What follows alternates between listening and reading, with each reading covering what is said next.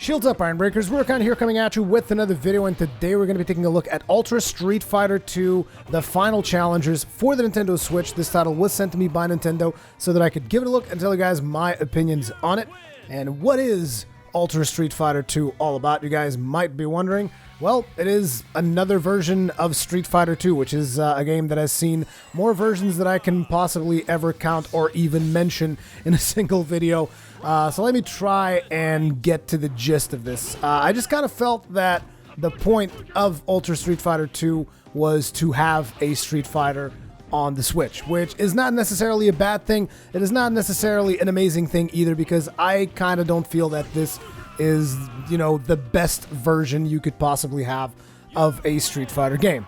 So the thing about this game is it's got some HD sprites, which you guys will notice through the footage that you're watching in the background. It is very different from the classical look of Street Fighter 2, but never fear. If you prefer the classical look of Street Fighter 2, there's an option for that for both the graphics as well as the audio. So you can get the audio of the classical Street Fighter 2 as well as the graphics.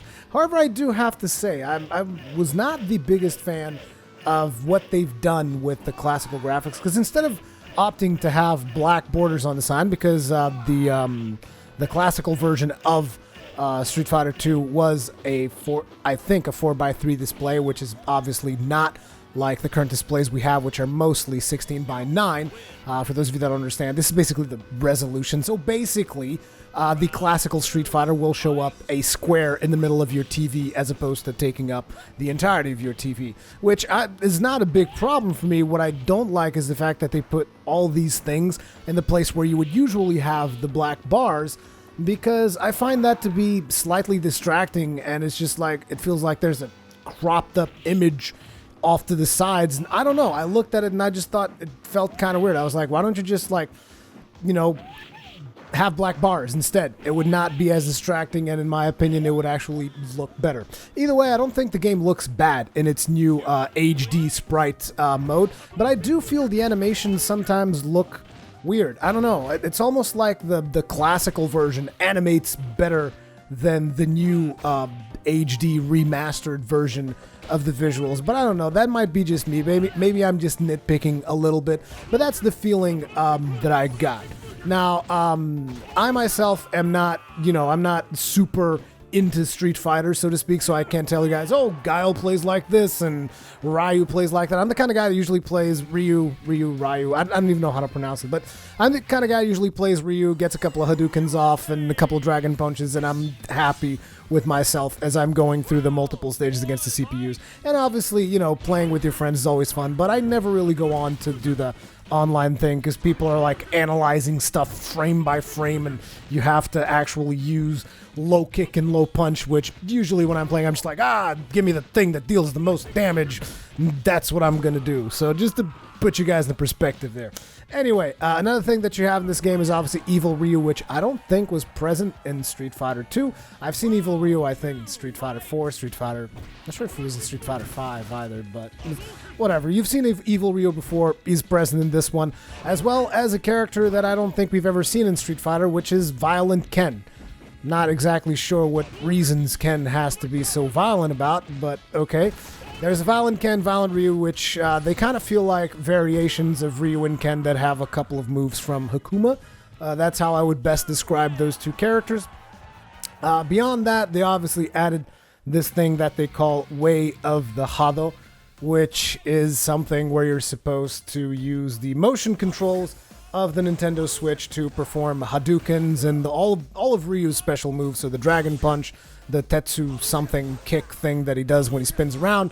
And I have to say, like, I think this is a really bad showcase of the potential for the motion gaming that you can get on the Switch, because, like, I've seen motion gaming using 1-2 Switch, for instance, and that actually feels really good for most of the games.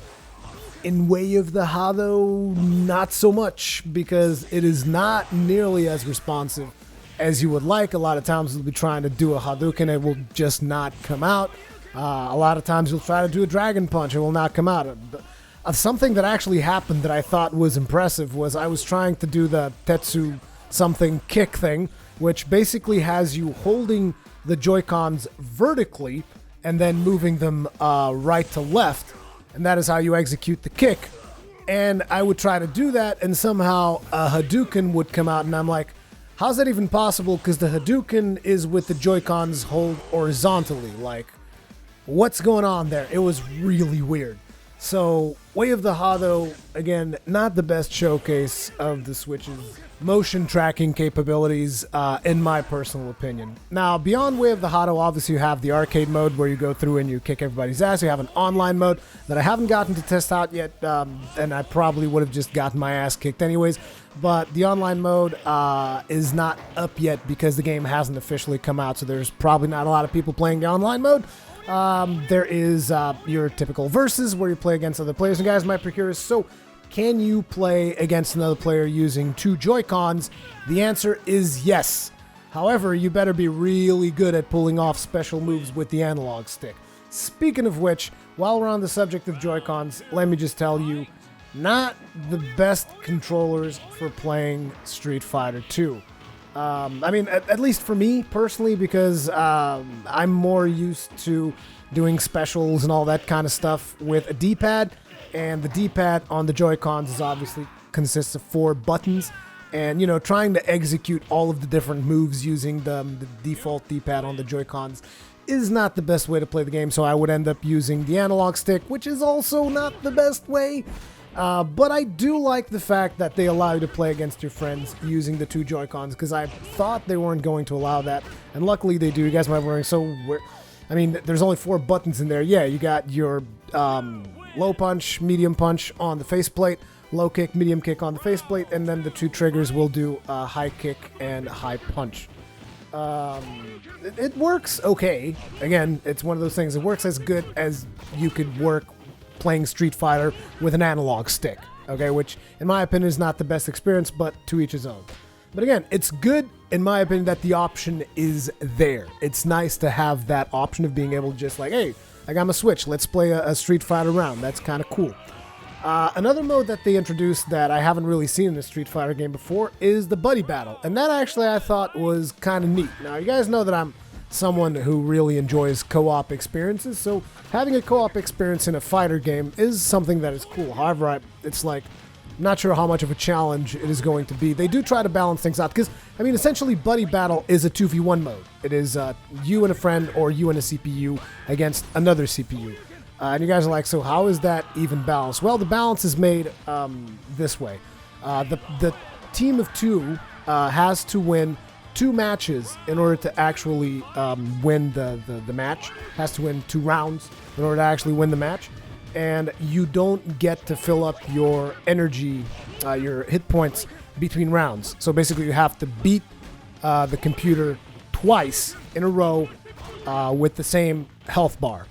The computer only has to beat you once, and you share the health bar between the 2 players. So if one of the players is messing up, the CPU is able to exploit that and beat the crap out of your team by punishing the player who is not as adept as the other one. So in a way it is somewhat balanced, and it is an interesting mode to play, in my opinion. Particularly if you have a friend and you guys get tired of wailing on each other, you guys might just, hey, let's wail on the CPU for a while. So it's nice to have that mode in there. There's also a color editor mode that allows you to select different colors for your favorite fighters so that you can then customize them when you are playing the game.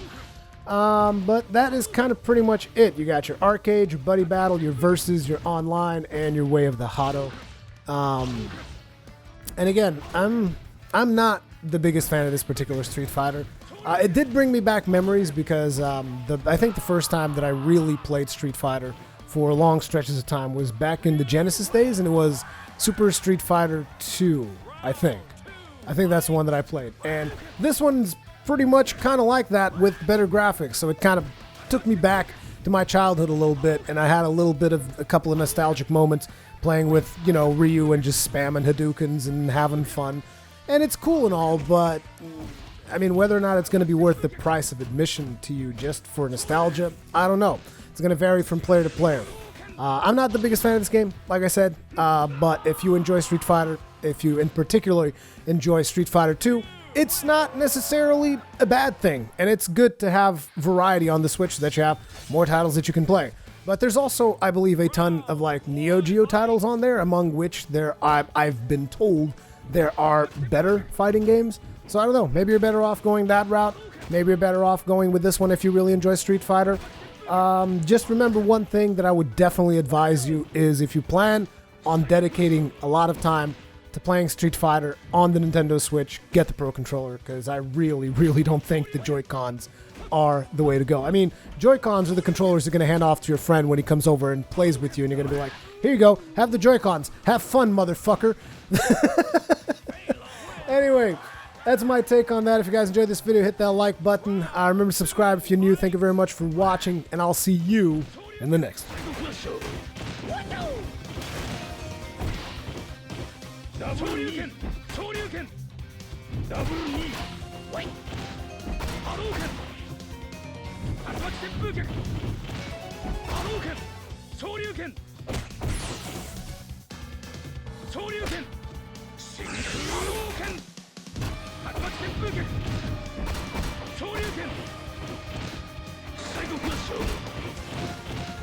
Beast Press!